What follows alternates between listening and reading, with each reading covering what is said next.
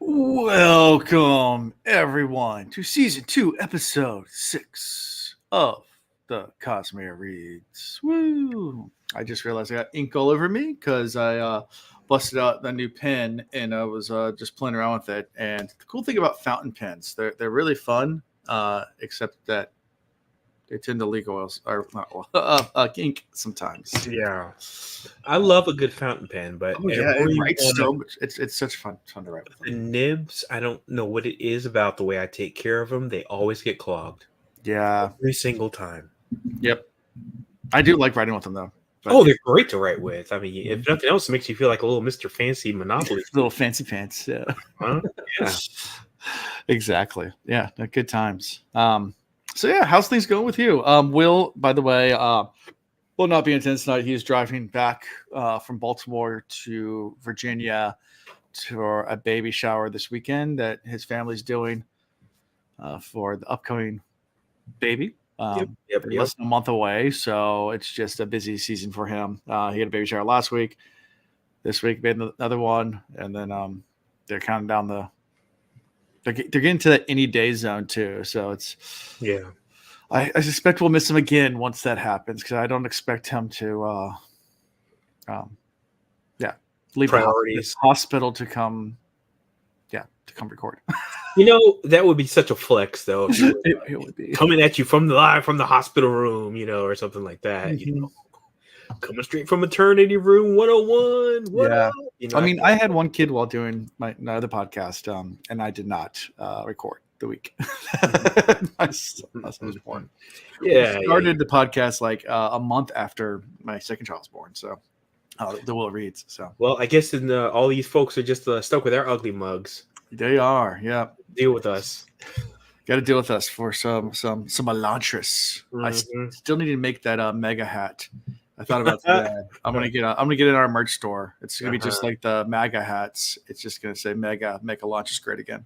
Exactly. So, Of course, I was trying to think the color. I mean, red doesn't really align with anything. So I was like, if you could make it somehow or another like Elantris, yeah, some kind of Elantris coloring, I don't know. slime. Well, it's like, yeah, it'd be like a dull gray. A dull gray, brownish Or gray, slime. with some Or splotches on it. maybe you make it black with like this like subtle like Aeon type Okay. lettering behind it or something. I don't know. Maybe gray with some black splotches. Yeah, but again, if you make it red, it just doesn't match up. That's a good Nothing point. in this thing has been red. I was thinking about that when I was listening to the chapter No, today. you're right. Nothing. Yeah, it's not. Isn't even a single. The only red, and it wasn't even red, was the armor. That Wraithen wears. Yeah, but it wasn't red. It was like kind of like a Blood. Yeah, something like it was like a little bit like I got the feel of like magenta kind of thing or something. So Anyways, cool. Sorry, I'm nerding out too much on that. It's all good. Yep. Getting ready for Father's Day this weekend. So, you doing anything special for? I'll be honest with you guys. I don't know. This is gonna be a hot take. I hate Hallmark level holidays. Hate them. I hate Mother's Day. I hate Grandparents' Day. I hate Father's Day. Father's Day. All of them. Yeah. Valentine's Day, hate it. That's the reason why I give my wife a gift on the 14th of every month. And I used to get her flowers, but now she travels a lot, so she doesn't. She's not in one place where I can like have flowers delivered. Yeah. But I'm like, if you're gonna show love all year. So I told her that like when we first started dating, and so from the very first Valentine's Day, from then until now, I get her something the 14th every month. But I hate Hallmark holidays, so I'm gonna, my sons are gonna do something for me, and I'll get all the happy Father's Day messages and stuff. But really, to me, it's like not a big deal. I'm like, appreciate me on a random day. Don't appreciate me on Father's Day. Yeah, no, we're just going to, I think, over to my brother's house. My father's coming over, my kids. We're just doing a little cookout. Yeah, excuse to grill some burgers and hot dogs and hang out. Right. There you go. I mean, just an excuse to get together. Now that I can get behind. I mean, I do think about my dad who passed away on Father's Day, but other than that, please, I tell people, I'm like, I appreciate it, but don't go out of your way. Yeah. I always want to come over and hang out, but all we do is just sit around and just shoot the shit. And I'm like, Okay, that's all good, but you can just do that any day. Yeah. Going to concert this weekend too. Trying to convince Will to come along with me. What concert are you going to? Going to see Dave Matthews Band. Okay, got you. I have not seen Dave Matthews Band live in almost 20 years. You told me that last week that you were going, and I forgot. Yeah, I'm going with Ian from the Wolverines, but yeah, but it's going to be like one of those like kick back to like high school, college, and those years. Right. I think it's 2005 was the last time. So literally almost 20 years. And where's the venue? Virginia Beach Amphitheater. Okay, good deal. Yeah, we're going to a concert Friday, but it's a jazz bassist. So they're jazzy. Yeah, we're going with some neighbors of ours. So, but I mean, really, I'm not usually a concert. Do you ever go to the train station? Yeah, I've only been once, and then but it was during the COVID times. So then it was like really like hit or miss of whether or not it was open. So is it open now regularly? It's only open on certain nights. But usually Friday nights is one of the nights. I think Fridays, right? yeah. Okay. It's live jazz. Yeah, because I went there twice. Yeah. And it was closed, and I was like, but luckily Ironclad was open. So I just and they have a couple other. What is it? Gastro 23, and they have there's another.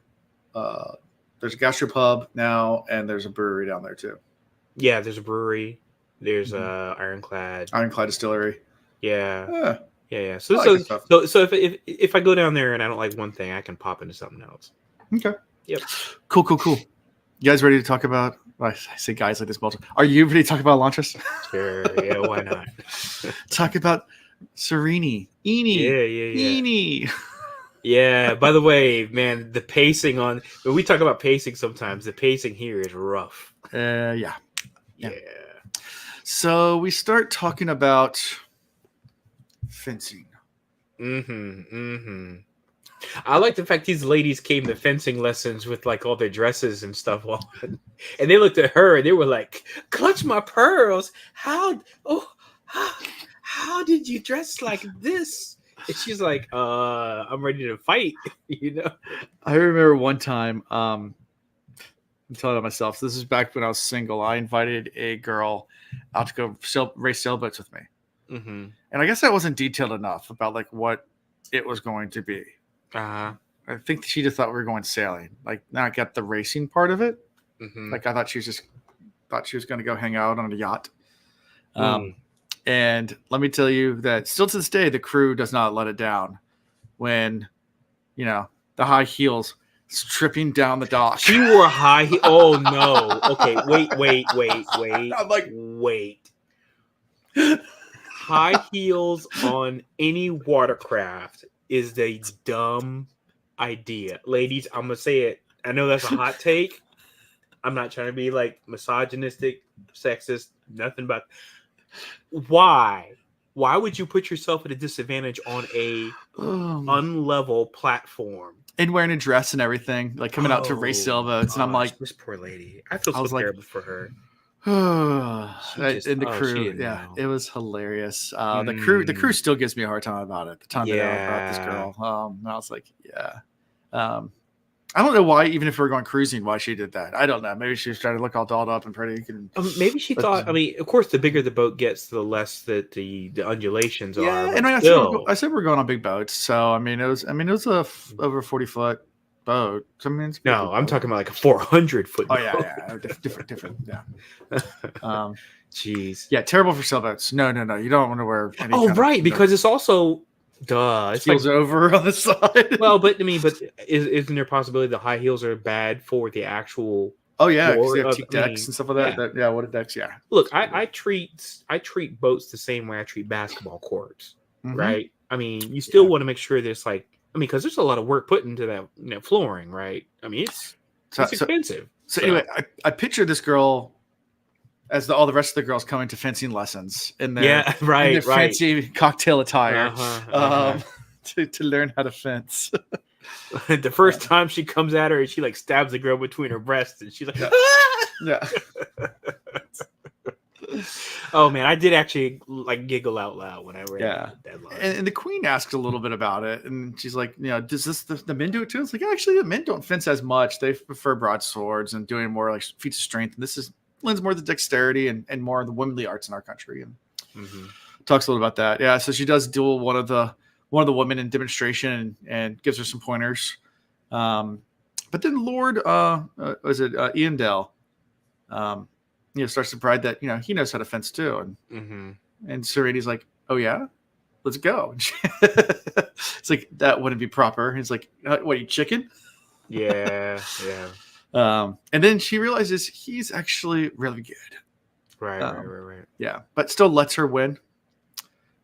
Which Serenity's not really necessarily thrilled about. At the same time, understands what his motives were. This prompts the whole will they, won't they thing where you like kind of wonders, like, is there something going on? Rapiers are a finesse weapon instead of a strength weapon. That's true. Yeah, absolutely. Very much 100%. A finesse weapon. Yep, 100%. But yeah, so Lord Shuden performs. Let's see. After all that happens, he performs an exercise. Like he claims he claims. By the way, this was really weird. Yeah, it was. It was really odd. I mean, I have been in like exercise classes, like yoga classes and stuff like that, all women. I don't all of a sudden start breaking out like some Tai Chi and bending over, showing my butt cheeks. It's not like all of a sudden I'm just like, let me just do this thing. And I didn't know all these ladies were looking at my testicles. It doesn't work that way. So I was like, then he was like, oh, I didn't realize you were all looking at me. And I was like, come on. He goes, is the gym that way? So, yeah. I just think was it Tommy Boy or Black Sheep? I don't know which one it was. There's such a meme though all day. The guy that's flexing, he's like pointing. He's like, which way to the gym? Is it that way? You're like, okay. Good for you, my guy. Yeah, it turns out he's not an amateur at all. He definitely does like this crazy display, and they're all like, yeah, amateur. Sure he is. Sure. Yeah. After that, Serenity goes to the Karathi Chapel, where to learn from Father Omen about what a widow trial entails. Why has that been so unnecessarily secretive?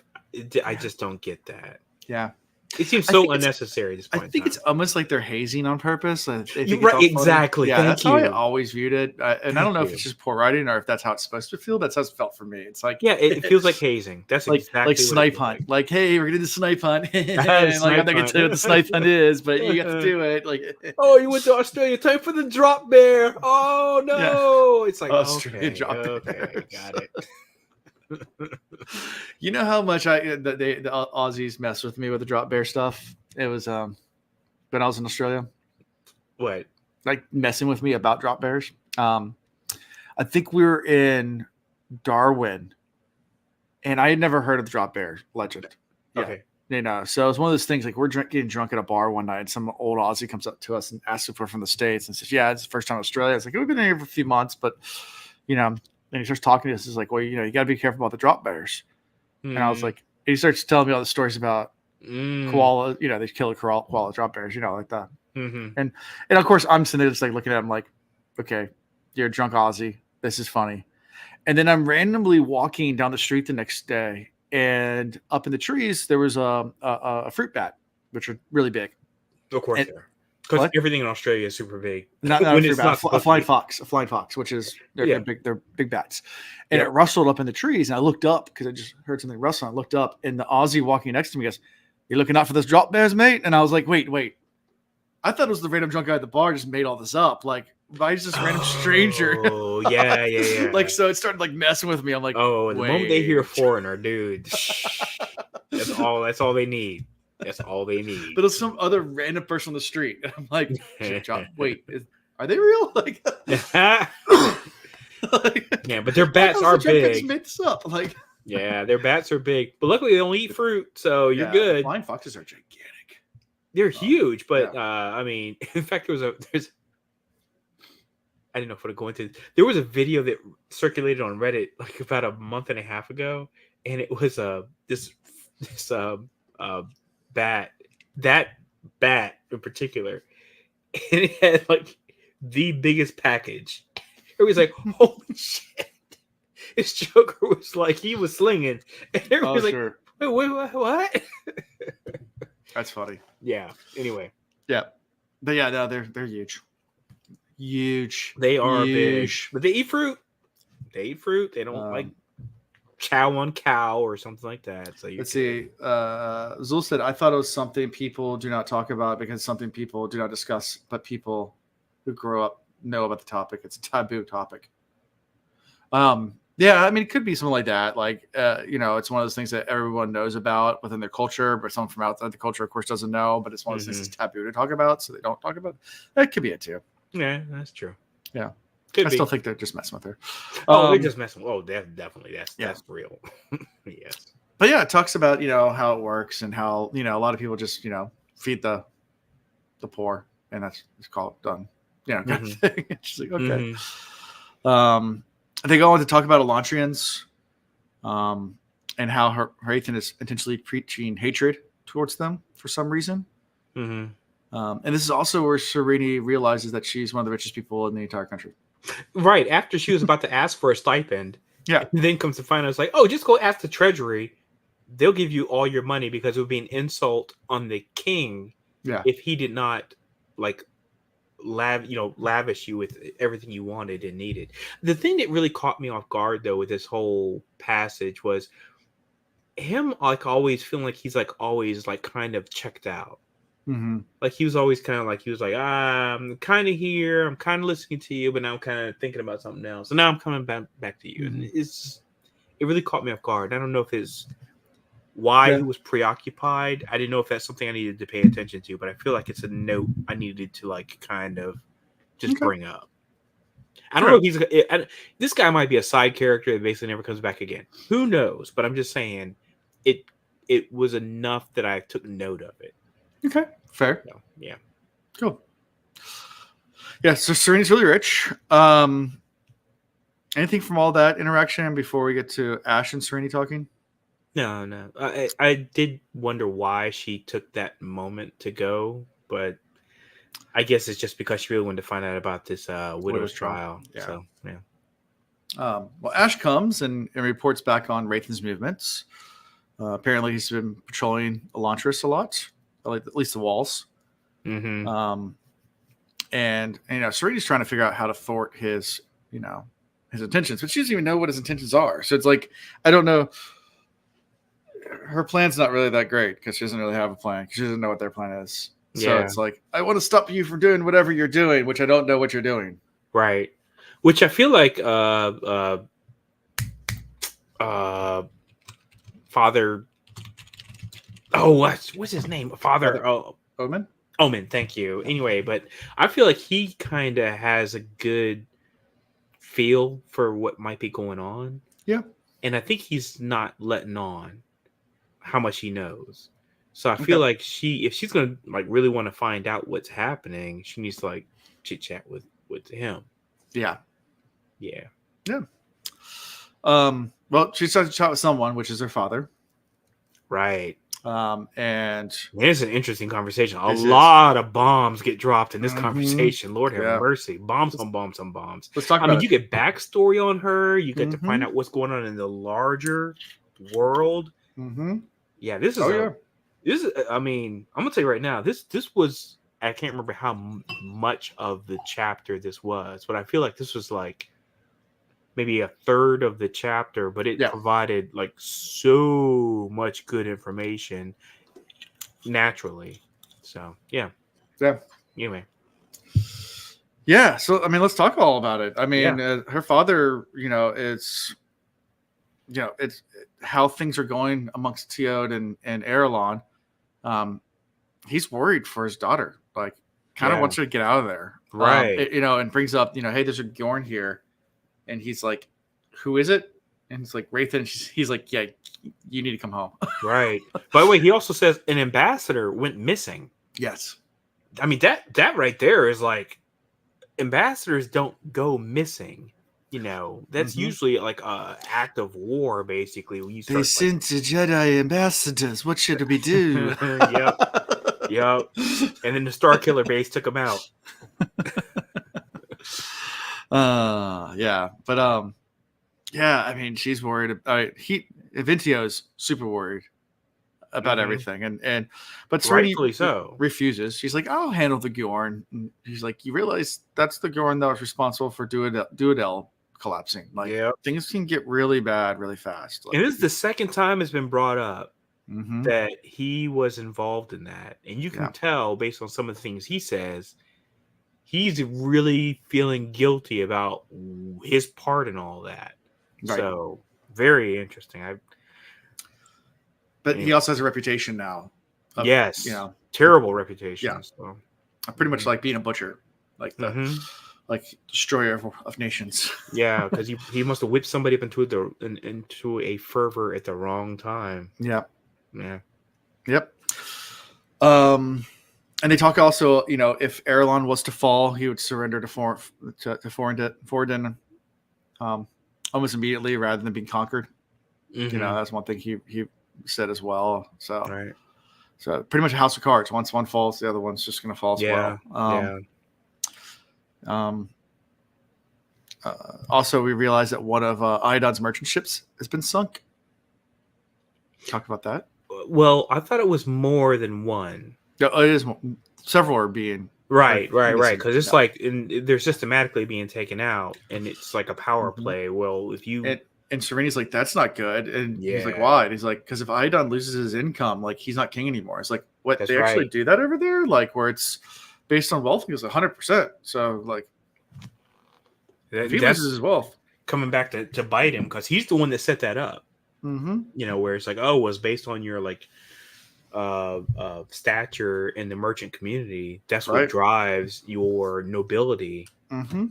So yeah, chicken's coming home to roost.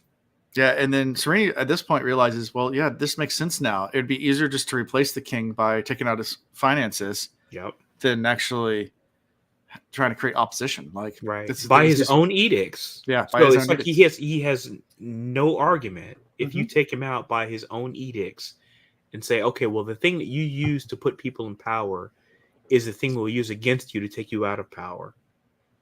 I mean, what could he come back and say? Yeah. And that's pretty much it. I think we get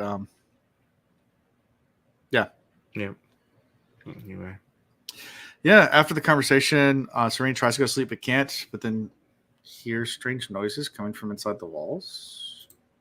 In a wall that is an outside facing wall.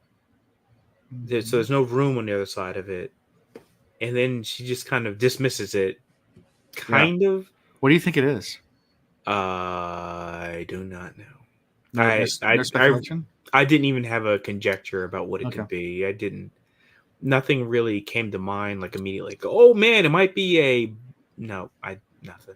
You don't think do you think it's someone on the outside or? I would need to know more about what the sound actually was kind of like because she kind of made it seem like it was like odd noises coming from the walls around her chambers. Yeah. She thought it was inside the room. And then she realized it wasn't inside the room. Then she's like, oh, it's kind of coming from the wall, but there's nobody on the outside of the wall because it's not a room over there. It's just outside. So I'm like, I don't know. Well, when I was a kid, we had rats in our walls at one point. We got rid of them. Yeah. And I remember waking up in the middle of the night to hearing. Yeah. So my sister... actually, by the way, twin sister, who also, of course, shared my birthday with me, she had a problem. I think it was a year or 2 years ago. She had mice in her townhouse. Yeah, and did not realize that mice draw rats. Rats will eat mice.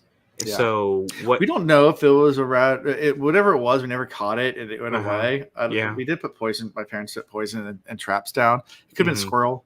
It could have been rats because the way to access was the second floor, and normally attics you get like roof rats, because rats Like they either are under the house or above the house. So that's kind of their two places to hang out. Yeah. Well, for my sister, it's like so it went from like little mice doing the little skirt, yeah, and then it turned into rats, which was and it was like a lot louder. And she's like, "Oh no!" It was already bad enough with the mice. I mean, because hearing things in your walls already bad enough. But we get them under our house every now and then, but the neighborhood cats also get under our house all the time. So like we have they're stray cats, but they're neighborhood cats and they're free range cats. So they kind of handle the under the house problem. Well, that's the reason why I only give the stray cats around here and neighborhood cats. I only give them so much of a hard time. I'm not really a cat person. Yeah, but I'm like, if you keep all the vermin away, I ain't complaining. Not too bad. And we also had bats in our attic when we first moved in, but we got an exterminator to remove all that, and then we bats sealed. in the belfry. Oh no, yeah. So it explains a lot. Yeah. No, we got an exterminator to get rid of them, and then we sealed everything. Yeah, with like that metal mesh and nonsense. Gotcha. One time, my room was garage. We had a squirrel nest in there. Yeah. I've had all sorts of animals. Like we have an outdoor detached shed in our backyard. There's been possums in there. All sorts of things. That's a shed, so things get in there. Yeah, of course. We have snakes in our garden all the time. We have lots of snakes in our backyard. I don't mind snakes. As long as they're not in the house. Those garden snakes? Yeah, brown snakes and garter snakes. Yeah. So they're nothing poisonous. Just I mean, some of them get kind of big. I mean, the garter snakes don't get big, but the brown snakes get kind of big. Yeah, garter snakes are pretty tiny and they're like whatever. The garter snakes get like about that long. Yeah. They look scarier than they really are. They're my kids will go up and pick them up. Which you can. I mean, they'll pick them up and throw them around the yard. And they're not. They actually are beneficial if you're okay dealing with a snake. Sure. So are possums. Yeah, possum, same thing. I mean, there's a possum that every so often roams into our backyard. Yeah. I got no problems with it. It actually like will nest in this like knot in our tree. And every so often, I don't like looking at them. I think they look freakishly weird. I don't know they what do. it is about them. I'm like, you look weird.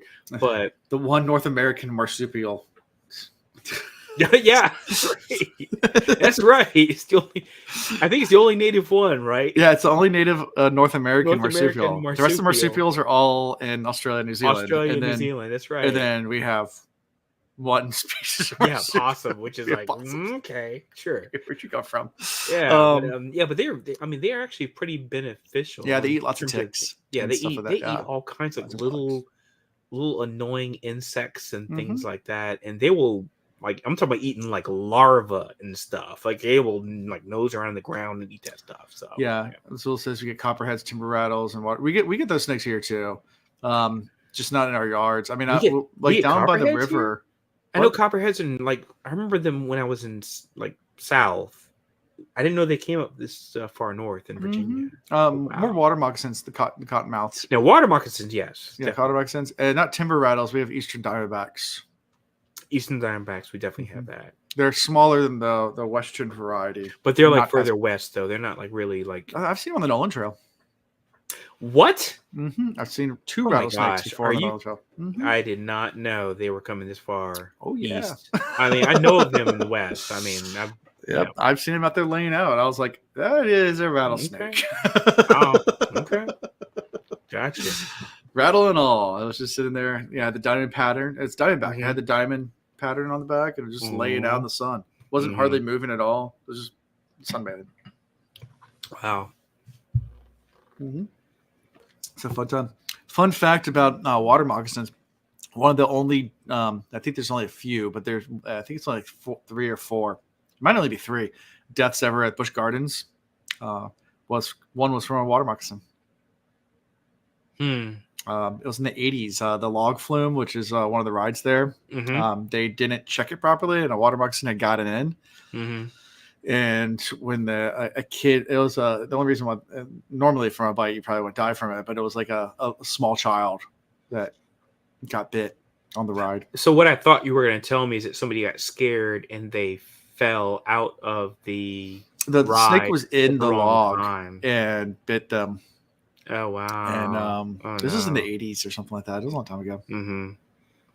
Yeah. I saw a video just recently. My niece, by the way, is like really into like these like horrific like animal like attack videos. Mm-hmm. She's like 7 and still loves that stuff.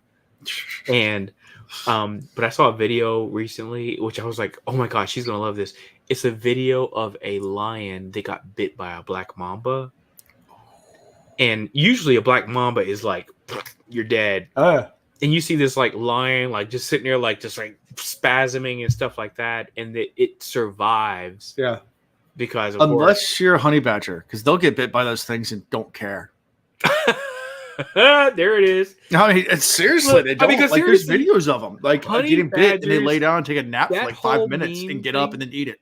The whole meme thing that they said back in the day when honey badgers just don't give a fuck, and that guy in the video, it's true. They don't care. Honey badgers are like basically invulnerable to everything. There's a video out there of a black mamba biting a honey badger. It literally takes a nap for 5 minutes and gets up and then eats the black mamba. That sounds like what a honey badger would do. Seriously. I mean, it's like, okay, I'll take a nap for a second. All right, now I'm good. All right, let me eat you. That checks out all day. Honey badger doesn't care. So on this episode of the Mutual of Omaha podcast, I have to do my David Attenborough, that's who's the guy that in the woods of Virginia. I can't do it as good as him. The old man English voice. Cool deal. Anything else in this chapter before we move to chapter 18? No, I think we're good. Okay. Chapter 18. Rathan. He's interrogating Elantris. Yeah, this whole thing. I mean, he got that Elantris pretty quick, by the way. He was like, bring me one of them. And then like next time he shows up, it's like, boom, there you go. Yeah. And Dilaf comes in is shocked. He's like, what are you doing? He's like, I want to know what these guys do. Yeah. And Dilaf's like, blasphemy. But it doesn't say that. But he's like, I want to know my enemy. So I want to get to know these people. And he learns a lot about how the turn happens and things like that. And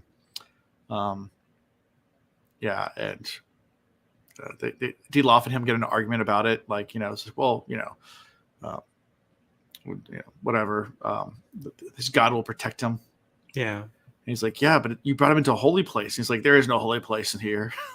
Yeah, there's no holy place here because the country hasn't turned over. So as far as we're concerned, it's not holy. Yeah. So strike 2 on your arguments, my guy. Yeah. Yeah. But he turns around and asks Dilaf to prepare the sermon for the night. Why? By the way, this is the most frustrating thing to me.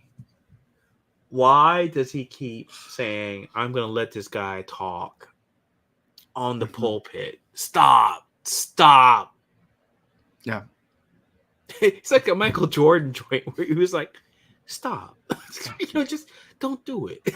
I'm like, why are you doing this? He is basically... I'm going to go back to, a statement was made earlier because I love a Bugs Bunny reference and the fact that Alan said it earlier. Bats in the belfry, crazy. Come on now. Why would you put him up in front of people?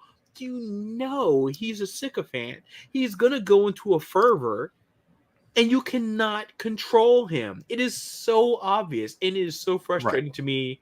And it's not the character, it's the writing that makes no sense. Why you have this guy Rathan who seems like he's methodical and he's just like thinking ahead and all this kind of stuff. But then he has this blind eye to this guy who is his, I'm going to say number 2, but let's just say follower for now. None of it makes any logical sense to me. And I'm like, and then he lets him get up on the stage to whip everybody into a frenzy purposefully, and then he's like, oh, I've got to go like put the fire out and take care of this. And it's like, why are you allowing this? You're the one saying, "Hey, we're gonna put you up there," and then he's like, "Oh, I guess I shouldn't have did that. He's gonna try and kill the Elantris," and then I got, oh my god, dude. Anyway, yeah, frustrating. So after he dismisses Dilaf, he does go back to talking to Diren, the Elantrian, and he learns a lot about like how the hunger works and the gangs inside there. And surprisingly, Rathan then lets him go, has him escorted back into the city, and yeah, he's like, all right. And he was going to give him like a basket of bread and milk or whatever. Yeah, something. Send him on his way. Uh-huh. Oh, jeez. Dilaf wants to just burn him. Kill them all. Yeah, Dilaf. Yeah. So then we get the Dilaf speech, or his sermon. And, man. Yeah. Speaks out against the Elantrians first, and then segues into a speech against Shukureth. Which that was part that Rathan had ordered him to do, not necessarily the Elantris part, but whips whips the crowd into almost a riot, which pisses Rathan off. So afterwards, Rathan goes to confront him about this. Yeah, and was like, "Hey, listen, riots aren't a bad thing, but they have to be controlled. Like you can't just." The timing has to be right. You have to make sure you control the. Yeah. So, we also get. It's also revealed that Dilaf had took custody of Doran and tortured him. Because he get extra cuts on him. Yeah. Yeah. Yeah, but he drives the crowd to a murder. By the way, frenzy. This guard that went out and got this Elantrian and then brought him back, and then he was told what to do with him. And then Dilaf came up to him and was like, "Oh, yeah, we're gonna do something else with him." Blah blah blah. And the guard was like, "Was that wrong?" Later on, and I'm like, "You're the worst guard ever. You are the worst guard ever. I mean, obviously you're already on the payroll, so that's automatically strike one. But worst guard. Yeah. Yeah. Yeah. But Wraith is able to interject and manage to redirect the mob away from executing Diren. Basically saying that it would turn Iodon against them. And instead that argument, I was not buying it, by the way. Yeah. I don't feel like what he said was enough to really stop the fervor of the crowd. I mean, I get it for the purposes of the writing of the chapter, but I was like, he didn't say anything that would have, if people were that whipped up into a frenzy to say they wanted to like kill this Elantrian, I don't think anything he said was going to really like just, because he was like really approaching it from a logical standpoint, and people are emotional. And if there's one thing that we know in this day and age, especially with political discourse and stuff, once people have gotten into a emotional fervor, the idea of talking to them logically about something does not change their minds. It's a proven fact. Right. So yeah, wasn't buying it, but yeah, I mean, you see it throughout history. There's I know this is kind of a touchy subject. Actually, no, I'm not going to bring that example up. It's too soon. It was about COVID and stuff like that. Like people. There's so many examples in history though that you can go back to, and it's the same thing, But yeah, so yeah, he starts to preach about the Karathi heresies and changes the subject into that. Of course, after the sermon, Harathan has Diren brought to the Chapel Gardens privately and has him burned alive to put him out of his misery after Dilaf had pretty much made it so. Yeah, because he cut him like more times, and which is like just put him like over the edge. Yeah, which I get. They end up just putting him down. Yeah. And Rathan turns to Dilaf, and that's when he like chews him out, rebukes him. Mm-hmm. Yeah. At this point, Rathan finally concludes that Dilaf's a liability and must be dealt with. It took him long enough to figure that out. Oh, really? Oh man. Look at you coming to obvious conclusions. Yeah. And then he goes to contact. Of course, now it's too late. Yeah. Because he's actually got a following now. So now you can actually have a split in your religious intentions. you know, right. with a lot of people who are like, you know, aligning with somebody who is a lot more controversial, but illustrative. I'll say that, illustrative about what he wants to do, you know, and they're like, oh, I want that guy because he's like a lot more like energetic and blah, blah, blah, you know. Yeah. He's the Jim Jones of our day. Yeah. Yeah, after that, Wraith contacts Fortin, who just barely smokes a lot of things. Yeah, so by the way, so if it the moment he gets on the call, because of course I'm doing the audiobook, the moment he gets on the call, he sounds exactly like Galadon. Thank you so much. I was like half second away from saying it too. They sound exactly like, I was like, oh, he's from the same land, and obviously because he did the exact same accent with the reading, and then of course, right along with it, it just goes right into it. And I was like, oh, yep, so definitely from the same area. But he's getting to make a magic potion. Yeah, magic potion. Yeah, Lucky Charms, I guess. What do you think that's for? I really didn't conjecture anything, to be honest with you. I was trying to think about what it might be, but we haven't really seen a potion used for anything yet, right? It's not like there's like something else we've seen. It's like, okay, well, I've heard that if you take this and mix something else, there's nothing like that has come up, right? So I didn't have much to go off of. It's gonna be metals. A little bit of pewter, a little bit of iron, steel, duralumin. Yes, duralumin. Yes, take it down and right. Crossover. Sure. And then you piss blood for 3 weeks. What? And then you piss blood for 3 weeks.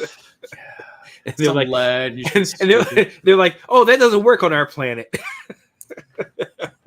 Some lead, so you just get stupid. No, that's right. Lead. Did you eat paint chips as a kid? Oh no. They're like, why is this mercury working? Isaac Newton, you failed me. Who was it that there's someone that died of like radiation poisoning because they like ingested so much of it? Oh my god, a lot of people have. I mean, we're talking someone famous in science because they found radium and they realized it made things glow and they started eating it too. And it was just like back in the day, everyone did. But I mean, famously was the Radium Girls. The Radium Girls, yes. And that was from like they were like in a watch factory, but they were selling it for girls were putting it on their teeth, right? And then of course the women that were actually working in the watch factory, the ones that were painting the actual watch faces, the paintbrushes would get wouldn't get to a sharp point, and so they would just, instead of using the water, because the water they have to pull out of the water and then to get it there, it's just easier just to do that with your lips. And then sure enough, radiation poisoning. Oh man, it was rough. And by the way, great book, incredible book, The Radium Girls. Highly recommend it. I would tell everybody to stay away from pictures because there's some pictures of these ladies and it's some of the most heartbreaking pictures I've ever seen. Yeah. Rough. Yeah. And some of the stories, I mean, some of the stuff, these ladies got paid out like such a pittance, a little pittance of money for what they went through. And because, I mean, radium basically, it replaces calcium molecules in your bones. So your bones become like paper fragile. Yep. So it's like basically like they would lose their jawbones, they would lose like everything, and then if it spread to like spine and all that kind of stuff, you're done. Yeah, you're done. So that's what that's from. So sorry, took a really dour turn there. Yeah, it is what it is. I don't think that's what the elixir is, though. Hopefully not. Oh, let's hope not. It's just a good little mix of cyanide. I mean, unless it's for their enemies, like, hey, we're gonna slowly poison them, hey, Mary Curie style. A little mix of cyanide and happiness. That's two-time Nobel winner, but guess what? You ever read that comic strip, Cyanide and Happiness? Yeah, man, I sure do. Good stuff. So that's how much pretty much we in the chapter with him ordering the special elixir and have it delivered to Erelon as quickly as possible. What was the thing I was going to say about this? So, oh shoot. Okay, I can't remember. There was something I was going to say specifically about their interactions.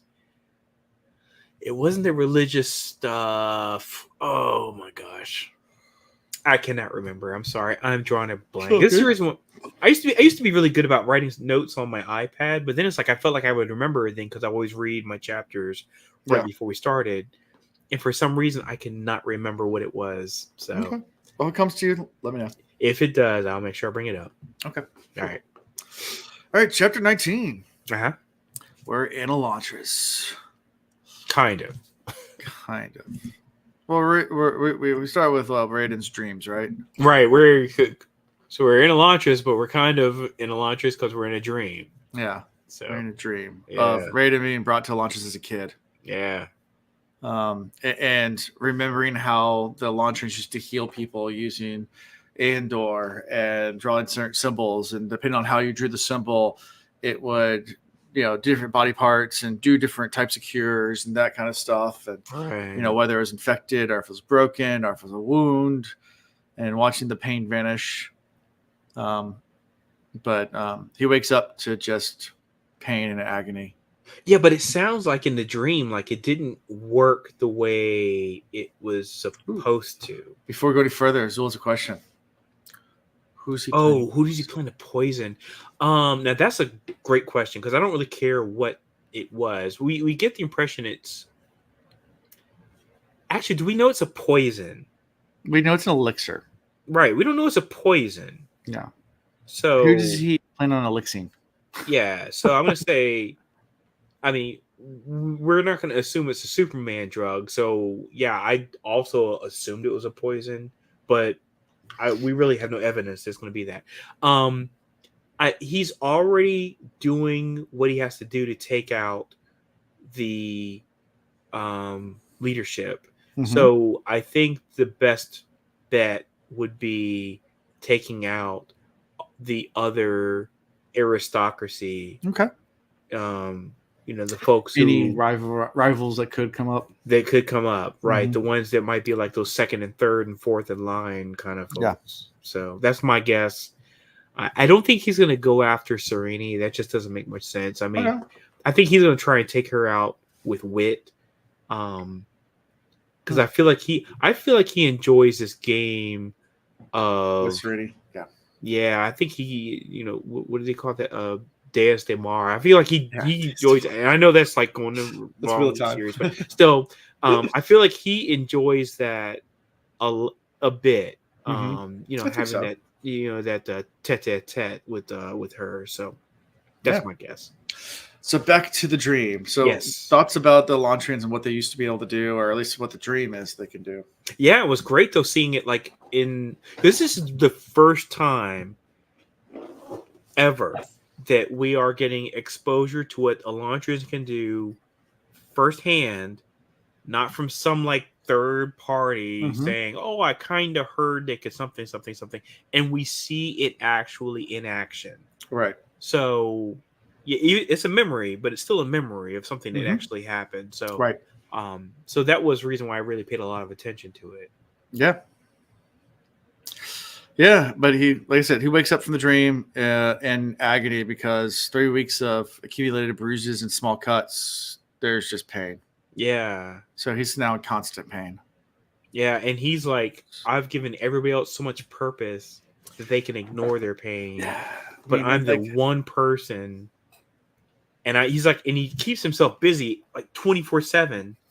Right. But he still cannot subside how much pain he feels. Yeah.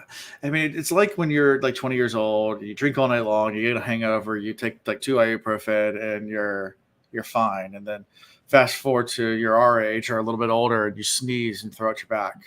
Yeah. And it's just always pain. Everybody remembers the first time they sneeze and throw out their back. I have had that happen to me. And I was like, God damn, I'm old. I've had it happen where I actually like my hip popped. Just randomly. I was just sitting there, like just walking on the road, it popped, and I was like, Oh, that hurts. I was training for the Newport News marathon, and that was the thing that actually took me out. It was not, like a leg injury or knee injury or something like that. My hip actually went out, and I was like, I am not going to be an old man with a bad hip. And I immediately withdrew from racing in that race. Yeah. So so as he's kind of waking up and going around, all of a sudden, Sheor's people show up. Yeah. Surprise, surprise. We got a little attack. They're able to defend them off, but Shaylin. Wait a minute! I was waiting for you to do the Spanish Inquisition thing. Nobody expects the Spanish Inquisition. Come on, Alan. Come on, Alan. I was waiting for you to do that. It's like suddenly they attack, and I thought for sure you were going to be right into that. So I was going to stay silent. I was more going to do this was Raiden waking up.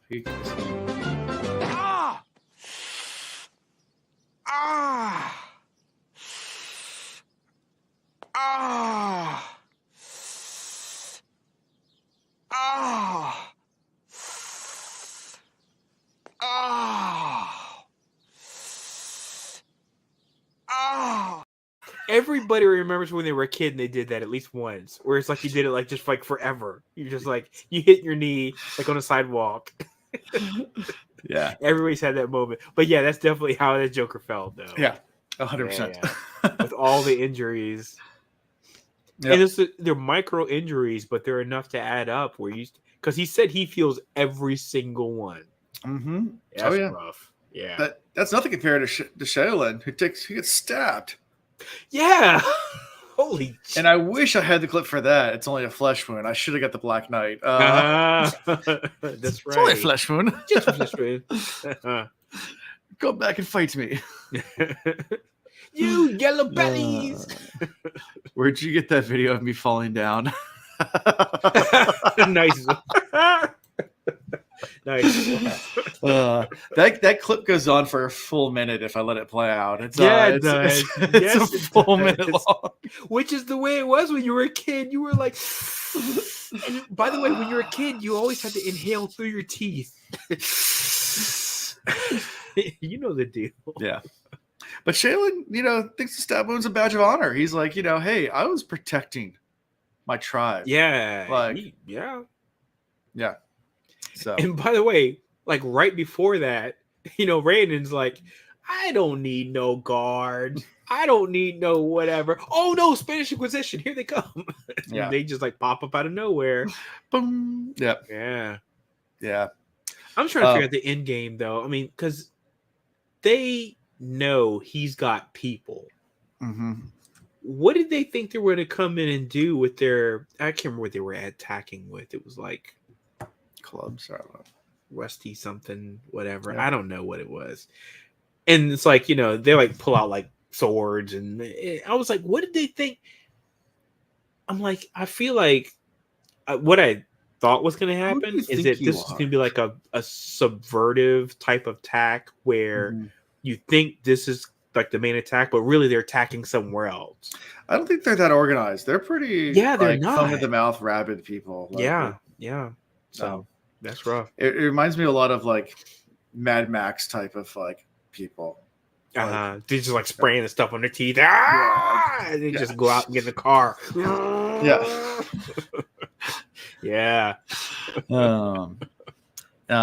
After all this, Raiden goes and visits the Hall of the Fallen, kind of a rudimentary hospice where they're grouping together, people from the Hoid. As many they can find, at least have them grouped together. People that kind of given up everything, and they're all whispering things and but he's taking them off the streets. Yeah, he's taking them off the streets. These are people that pretty much have given into the pain. Right. Taeyeon also has done a 180 instantly and has no interest anymore in politics at all. He's gotten completely into just studying everything in the intricate carvings, all that kind of stuff, which makes sense. I mean, he just needed something to be passionate about. Now he's got his passion back. So Good for him. And then we get to probably the meat and potatoes of this chapter is when Raiden, gets at home and starts to study more into Andor and starts talking to Galandon about that. And right, he sees the word door and he's like, "That's not an Erelon word." And Galadon's like, "Yeah, no, it's Duodel." And he's like, "That makes sense, but like, how does the door work?" And like, that's part of the mystery. It's like, do not call it that again. That is not what we believe in. It's not. Yeah, he chastised him quickly. He was like, "No, sorry, no." Say it right, Alan. The Hoed, what is it, the Hoed? The Hoed, not the Hoid. Sorry, the Hoed. I thought it was the Ho. I think she's saying Hoed. The Hoed, not the Hoid. The Hoed. I can't remember how it's pronounced in the audiobook, but I'm sure. Yeah, I think you're right. Zul's right. Zul's always right. We don't just assume Zul's right. We always assume Zul's right. Absolutely. Right. Absolutely. Anyway, yeah. Not Hoid. Yes. That's later. But yeah, door. We learned a lot about the Jeskar religion and like what the door is, and I guess they give the example of like a bird. If you keep a bird in captivity from the nest and take it out, it's still going to learn how to fly. Right. Right. We'd call it instinct in our world, but they relate to this concept of door, and that the Elantrians had a closer connection with door. Mm-hmm. Regular people don't. Right. And it's the unseen force that's in all of us that combine. With the midichlorians, this guy. It binds us and surrounds us. Sure, sure. Yeah, it's a central concept of the Jeskar religion. Yeah. Yeah, and it's interesting, attributing that to, because there are some mysteries that we have as in science today. I mean, you look at butterflies, for example, especially the monarch butterfly. That's a really good example, actually. I don't know how much you've researched or read about how they do their thing. They're very, very fascinating creatures. Yeah, so they travel all the way down to like close to Colombia, like Central America. But the problem is it takes 2 generations for them to make their full trip. Right. So how do they know? And they go back to like 4 generations later. So it takes like 2 generations to get north. And then 2 generations to get back down to Central America. And that 4th generation goes back to the same tree that their 3 or 4 ancestors back. Great grandparents were born where their cocoon was. Right. Makes things even more interesting is the way that the way butterflies go from caterpillar to chrysalis to butterfly. They used to think that, the caterpillar, the metamorphosis was just like it goes in there and just like grows wings and becomes that. For science, we cut them open and start studying it. It breaks down to goo where there is no brain at all when it's inside the cocoon. Right. It breaks down to like basically nothingness. And then reforms into a whole new animal. Right. And comes out, emerges. And then by the way. And then knows exactly where to go. It is like the most fascinating thing to me. Everything about it is just so fascinating to me. The fact that it goes to goo with no brain at all, and then still knows to go exactly. It's if you go look at butterflies, it is. All butterflies are fascinating. Period. Yeah. But the monarch is especially just because of how long their migration patterns are. But they're so freaking interesting. Mm-hmm. I mean, and it's like, how did you evolve into this? I mean, it basically turns into soup, though. And there's like a lot. And it's not the only animal that butterfly or moth or whatever that actually goes into a cocoon that turns into soup. And that's literally what it is. It's like it goes in. It's like, I'm gonna cook some broth. The broth is me, and then it comes out of the broth, baguette. Yep. It's like, boom! I'm a butterfly or I'm a moth. And it's like, how does this happen? Yeah, it's the craziest thing. Yeah. Science, nature, gotta love it. Gotta love it. In 4 generations, it takes 2 generations for them to get up to like Indiana, northern United States. Yeah, and then it takes 2 generations to get back down to Mexico or they know where they need to go. No they training. go back to the exact same nothing. tree. Yep. Which is just how do they know? How would they know? How would they know? How would they know? They'll never know. But yeah, so door is what they'll what that was my takeaway, by the way, and I feel like it was like a gloss over statement, but I feel like it might have been important. It said that all aeons have 2 vowel sounds. I felt like that was important. It was like thrown out there. It's like a throwaway statement, but I feel like that's going to come back to be important later. I don't know how, but I feel like I'm locking that one in for later. That it's 2 vowel sounds. That's just why door didn't make sense. He's like chulo or whatever he says. There's no second vowel sound, so it's not an aeon. It's like, oh, okay, that's good to know. So, yeah. And Radon infers from all this that the door must still be somewhat working because they can live without eating or anything like that. That the only way they could be surviving is on door. But he needs to figure out how to fix Andor. Yeah.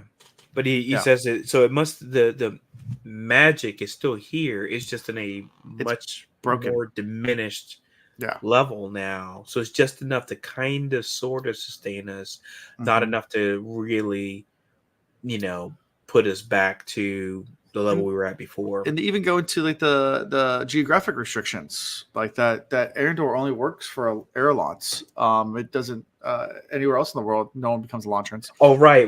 You got to be like within a certain like geographical region, right? And then he comes back and asks him, he's like, "So you're using some kind of advanced lexicography there, my guy.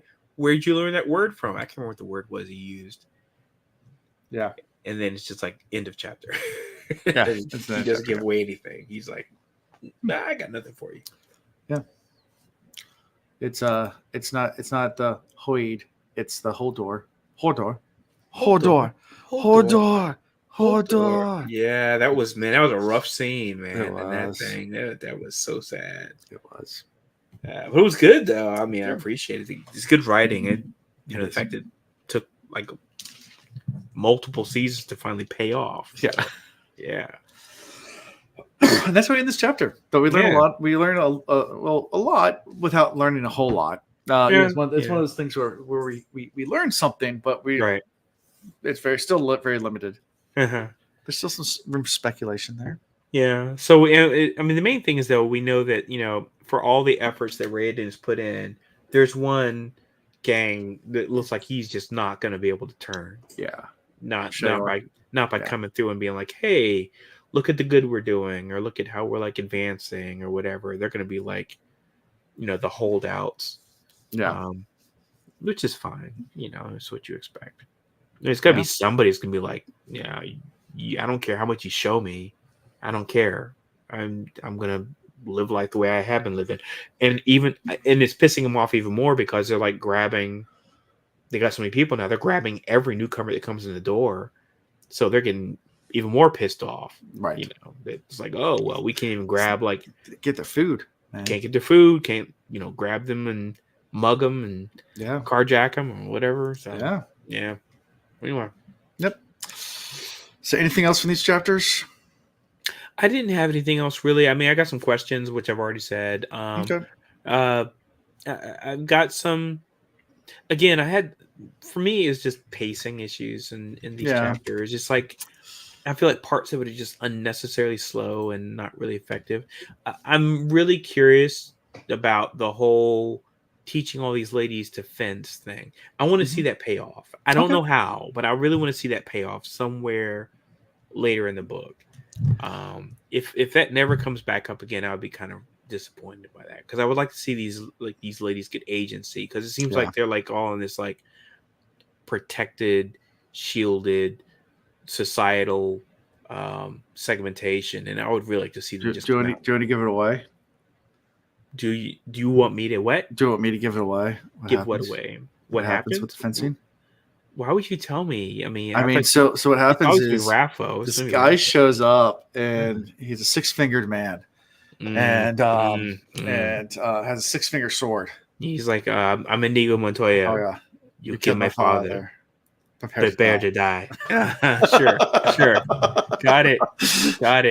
That's what happens. Yeah. This is like the third book I've read where that's happened. Where it's like, oh man, Inigo Montoya, man, this guy, he's everywhere. He's ubiquitous. I love it. My name is Inigo Montoya. Yeah. Anyways, so, and the trick up the sleeve is that they're not really left-handed. They're not left-handed. Okay. Checks out. Anyways, Princess Bride. Yes. Such a great. Great. All good, all around. Can't beat it.